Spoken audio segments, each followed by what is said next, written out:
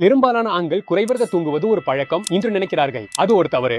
அதை விட அதிகம் தூக்கமின்மையை உடனே உணர முடியாது. பல வருடங்களுக்கு பின்பே தெரியும். நான் டாக்டர் சுதீர். தூக்கம் நீங்க நினைப்பதை விட ஏன் முக்கியம் என்பதை நான் உங்களுக்கு காட்டுகிறேன். இரவு 1 மணிக்கு இன்ஸ்டாகிராம்ல ஸ்க்ரோல் செய்கிறீர்கள். அலாரம் காலை 6 மணிக்கு அடிக்கிறது. அது வெறும் 5 மணி நேர தூக்கம் மட்டுமே. உங்களிடம் நான் நலம் தெரியுது. நான் இதை பல வருடங்களா செய்து கொண்டிருக்கிறேன். குறைவாக தூங்கினா ஒரே இரவில் ஏதும் ஆகாது. எழுகிறீர்கள், வேலைக்கு செல்கிறீர்கள், சமாளிப்பதால் உடல் பழகிவிட்டதாக நினைக்கிறீர்கள். ஆனால் கேளுங்கள், உடல் பழகிவிட்டதா அல்லது அமைதியாக விலை கொடுக்கிறதா? நீங்கள் குறைக்க முடியாத வயிறு, அந்த குறுகிய கோபம், நீங்கள் வெறும் மன அழுத்தம் என்று சொல்லும் அந்த சோர்வு, இவை தனித்தனியான பிரச்சனைகள் அல்ல. இவை தூக்க இழப்பின் தாமதமான விளைவுகள்.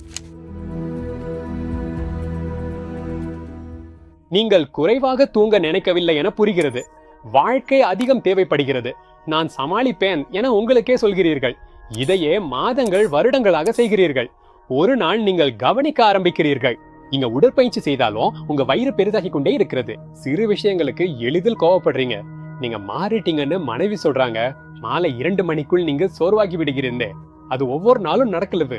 ஆனா இத பற்றி நீங்க பேசுவதில்லை. நீங்க இறுதியா ஒரு ஆரோக்கிய பரிசோதனை செய்தா அது முன் நீரிழிவு, அதிக கொழுப்பு மற்றும் உயர் ரத்த அழுத்தம்னு காட்டுகிறது. நீங்கள் உங்கள் 30கள்ல இருக்கிறீங்க. ஆனால் உங்கள் முடிவுகள் 50 வயது அறிகுறிகளை காட்டுகின்றன. நான் உடற்பயிற்சி செய்கிறேன், புகைப்பிடிப்பதில்லை, பின் என்ன என நீங்கள் நினைக்கலாம். உண்மை மிகவும் எளிது. நீங்கள் உங்கள் உடலை பராமரிக்காத ஒரு கார் போல ஓட்டுகிறீர்கள். இறுதியில அந்த என்ஜின் பழுதாகிவிடும். நான் இது ஒரு விதமா விளக்கிறேன். உங்கள் உடலை ஒரு கார் என்ஜினாக நினையுங்கள். தொடர்ந்து ஓட்டும் போது என்ஜின் சூடாகி, பாகங்கள் தேய்ந்து, எண்ணெய் அழுக்காகி சிறு சேதங்கள் ஏற்படுகின்றன. இரவில் தூக்கம் என்பது அந்த என்ஜின் சர்வீஸ் சென்டருக்கு போகும் நேரம். இப்போது தூக்கத்தின் பின்னுள்ள அறிவியலை நான் விளக்குனேன். தூக்க சுழற்சி முறையில நடைபெறுகிறது. அது சர்வீஸ் சென்டர்ல பல தடவைகள் பராமரிப்பு செய்யும் மாதிரி. ஒவ்வொரு சுழற்சியும் சுமார் 90 நிமிடங்கள் நீளமாக இருக்கும். முழு இரவு தூக்கத்திற்கு நீங்கள் 4 முதல் 5 சுழற்சிகள் தேவைப்படும். இந்த ஒவ்வொரு சுழற்சியிலையும் உங்கள் உடல் 3 முக்கியமான கட்டங்களை கடக்குது. முதலாவது கட்டம் பற்றி பேசலாம். இது லைட் ஸ்லீப் ஸ்டேஜ், அதாவது நான்-ரெம் தூக்கம் என்று அழைக்கப்படுகிறது. இது குளிர்ச்சி பெறும் கட்டம்.